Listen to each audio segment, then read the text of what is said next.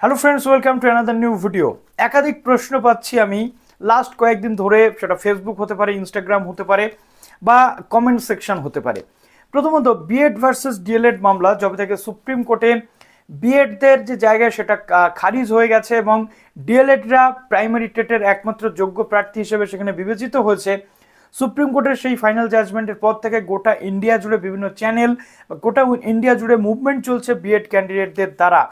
তো আপাতত যে সিচুয়েশন রয়েছে, না এনসিটির পক্ষ থেকে কোনো অফিসিয়াল বক্তব্য চলে এসছে, না সিবিএসসির পক্ষ থেকে কোনো অফিসিয়াল বক্তব্য চলে এসছে, না মিনিস্ট্রি অফ এডুকেশনের পক্ষ থেকে কোনো অফিসিয়াল বক্তব্য চলে এসেছে। যেটা কিন্তু খুব ইম্পর্ট্যান্ট এই সমস্ত ক্ষেত্রে। কি করতে চাইছে এনসিটি, কি করতে চাইছে এনসিটির লাস্ট যে গাইডলাইন ছিল সেই গাইডলাইনটা খারিজ হয়ে যাওয়ার পর নতুন কোনো নির্দেশিকা বা নতুন কোনো গেজেট আসছে কিনা সেই নিয়ে এখনো কোনো অফিসিয়াল তথ্য কিন্তু আসেনি। এরই মধ্যে দেখতে পাচ্ছি আমরা বিপিএসসি বা বিহারে পাবলিক সার্ভিস কমিশনের টিচার্স রিক্রুটমেন্টের জন্য নিয়োগ প্রক্রিয়ার জন্য পরীক্ষা হতে চলেছে। তারা বলেই দিয়েছে কোনো স্টেপ পড়ছে না, অর্থাৎ বিএড ক্যান্ডিডেটরা সেখানে সুযোগ পাচ্ছে। বাট আলটিমেটলি কাল বাদ পরশু 20 তারিখে অনুষ্ঠিত হতে চলেছে সিটেট পরীক্ষা, অর্থাৎ সেন্ট্রাল টিচার্স এলিজিবিলিটি টেস্ট, যেটা অল ইন্ডিয়া বেসিস হয়। সিটেট পরীক্ষাতে অনেক বিএড ক্যান্ডিডেট রয়েছে যারা কিন্তু দুটো পেপারের জন্য যেহেতু এলিজিবল ছিল এতদিন, তারা আবেদন করেছে পেপার 1, পেপার 2। পেপার 1 ফর 1 থেকে 5 বা 1 থেকে 4 এবং পেপার 2 ফর 6 থেকে 8, অর্থাৎ আপার প্রাইমারি।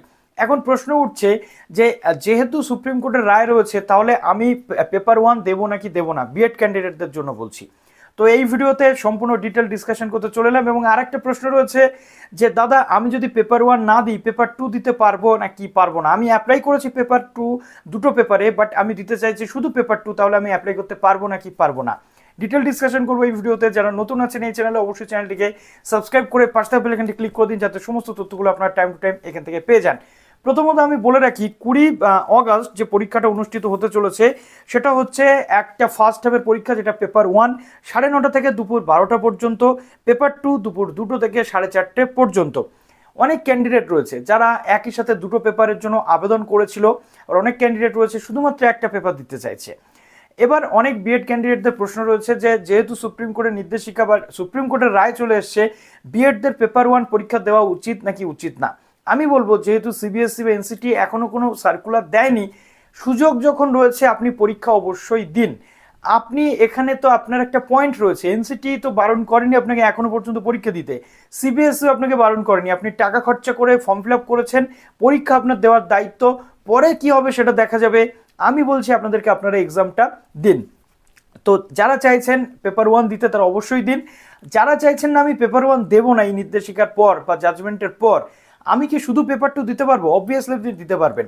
অনেকের বক্তব্য রয়েছে যে রিপোর্টিং টাইম রয়েছে, যেটা ফার্স্ট হাফের পরীক্ষা পেপার 1-এর জন্য সেটা সকাল 7:30 থেকে, এবং আরেকটা রয়েছে দুপুর 12টা থেকে, অর্থাৎ সেকেন্ড হাফে দুপুর 2টোর যে পরীক্ষাটা তার জন্য। তো 7:30টার সময় আমি যদি না যাই, তাহলে দুপুর 12টার সময় গেলে সেকেন্ড পেপার কি দিতে দেবে? অবভিয়াসলি দিতে দেবে।